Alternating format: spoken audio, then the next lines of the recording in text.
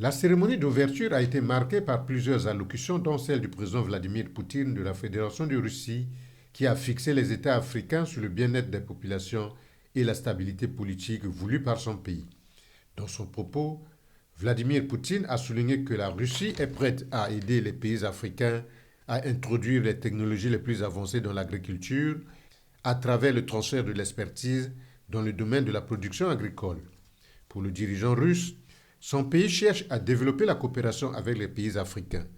notamment en matière de lutte contre la pauvreté, la garantie de la sécurité alimentaire et de la crise climatique. La coopération avec l'Afrique a atteint un nouveau niveau ces dernières années, a-t-il déclaré, tout en soulignant que la Russie a l'intention de la développer pour booster le commerce et l'investissement et travailler ensemble pour résoudre les problèmes communs, y compris la lutte contre la pauvreté et la garantie de la sécurité alimentaire. Le dirigeant russe a également exprimé la volonté de son pays à aider ses partenaires africains dans tous les domaines possibles en renforçant la souveraineté nationale et culturelle de leur pays, ainsi qu'en les aidant à contribuer à la résolution des problèmes régionaux et internationaux. L'Afrique, a-t-il indiqué, est devenue aujourd'hui l'un des pôles du monde multipolaire.